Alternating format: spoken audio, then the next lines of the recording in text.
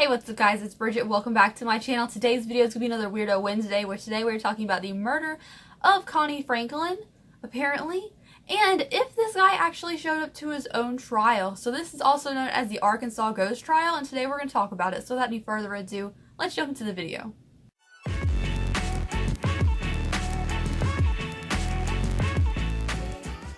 Alright guys, before you start, I do put a video every freaking day, so if you want to subscribe, I'd appreciate it. Most are beauty related, and then on Wednesdays we do something a little bit weird. Today we are doing a true crime mystery case. So in January of 1929, Connie Franklin, who claimed to be 22 years old at this time, moved to Arkansas, more specifically St. James in Stone County. He began his job as a farmhand cutting lumber and immediately found a girlfriend in the area. He began dating 16-year-old Teller Ruminar, and they started moving pretty fast in their relationship. Now, unfortunately, only 3 months after he had arrived in town, he went missing in March of 1929, and there were no leads in the case. He just up and vanished. Police investigated his disappearance, but unfortunately, there was no body or evidence or witnesses or anything, so they had no idea what actually happened to him, so the investigation couldn't go far. Now, after a few months, they finally had 2 people they could question in the case, and that was the girlfriend Teller Ruminar and a woman by the name of Bertha Burns. So now let's talk about why she was questioned by police. In the fall of 1929, Bertha Burns found a bloody hat near her property allegedly belonging to Connie Franklin and a mysterious ash pile. Now, this ash pile could have been the scene of a murder or disposing of a body by burning. So in this ash pile, they found a fragment of a skull, miscellaneous bone fragments, and some random teeth. So they're thinking this could have been a burned body, but unfortunately back in 1929 they did not have DNA testing or dental records to prove whether or not this was actually Connie Franklin. Now, after this discovery was made, Sheriff Sam Johnson decided to intercept a note written by Teller Ruminar about what happened that night. Now, she hadn't said anything to police. She said she hadn't known anything, but this note claims to know exactly what happened to Connie Franklin on March 9th, 1929 when he went missing. This note claims that the 2 of them were going to elope, and on the way to the Justice of the Peace, they were intercepted by 4 men, which she called night riders, and she actually identified all 4 men in this note by name. She claims that 2 of the men took her into the woods and raped her, and that the other 2 men had burned and mutilated Connie Franklin while he was still alive. Now, she claims she never called police or told anyone about this because the 2 men that kept her alive claimed that they would hurt her family or even kidnap her little brother if she said anything to police about what happened, so she stayed quiet out of fear. Now, up until this point, there was no evidence, but now you had a mysterious ash pile and clothing that apparently belonged to Connie Franklin, and you had this claim written to someone by the girlfriend, which if she didn't know the note was going to police, why would she lie and make something like that up? So they decided to set a trial for all 4 men identified in the letter and set it for December 17th, 1929. Now here's where things start to get a little bit weird. 12 days before the murder trial, a newspaper claimed in an article that Connie Franklin had been seen alive and well after this alleged murder. So the newspaper interviewed a farmer who said he and his neighbor had hired Connie Franklin after March of 1929 to do some farm work as a farmhand, and that he was working for him alive and well after this alleged murder date. Now, they actually found out who this man was that allegedly was working for him as Connie Franklin. His name was Marion Franklin Rogers. He was a family man with a wife and 4 children, and he was working as farmhand as well, but he looked remarkably like Connie Franklin.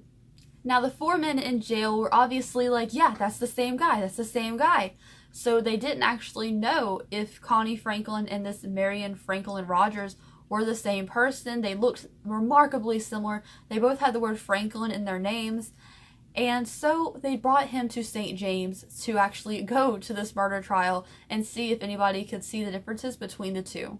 Now, even though there was no actually way to say that that ash pile had been Connie Franklin or if that hat was his, and they didn't know if this Marion Franklin Rogers, who had similar names and had a similar appearance, was actually Connie Franklin, they brought him to St. James, where he actually had to be compared next to pictures, medical records, military records, everything, along with a doctor and the jury. They both looked at him, looked at the pictures, and was like, I'm not sure if you're the same person. Now, of course, Marion Franklin Rogers had claimed that he has no idea who this Connie Franklin is. He'd never heard of him a day in his life.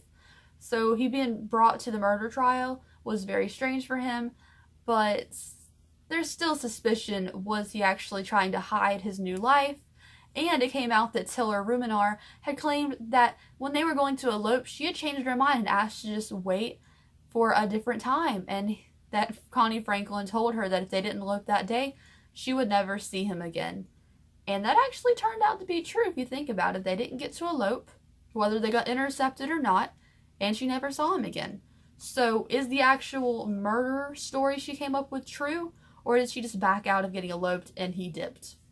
Now, during the trial, the doctors said that they could never 100% claim that these bones were all human. They were only fragments, and they couldn't really tell if it was a human or not, so they didn't want to put that they had a body for the trial. So the trial lasted for 2 days, and the jury actually came back hung. They didn't know if to believe that he had been murdered because this guy didn't claim to be him, or if this guy didn't look like him, or they just had no idea if this was actually the man who claimed to be murdered. Now, the trial was deadlocked for 2 days, and the courts were really pressuring them to come up with some kind of conviction because this case had already costed the state $8,000, which in that time was a lot of money, and they decided to come up with a verdict of not guilty because they had beyond a reasonable doubt that this could have been Connie Franklin sitting before them, and they had no idea. Now, there is an ending to this case, and that is that Connie Franklin was never heard from again, and Marion Franklin Rogers was found in December of 1932 on the side of the road dying from appendicitis, and he never claimed to know anything about Connie Franklin. Now, what do you guys think about this case? Personally, I don't know. I just find it very suspicious that they both had the word Franklin in their names, that they looked remarkably similar, that they put like side-by-side pictures and couldn't say that's not him. I also think it's very strange that they both worked as a farmhand. It's like, and Marion Franklin Rogers was living in a nearby town of Humphreys, which wasn't far from St. James, so very, very suspicious. What do you guys think? Let me know in the comment section down below. Hope you guys have an awesome day wherever you are. If there's any other cases you want me to try to look up for you, I will certainly try to compile them in a video. Thank you guys so much for watching. I will see you tomorrow. Bye.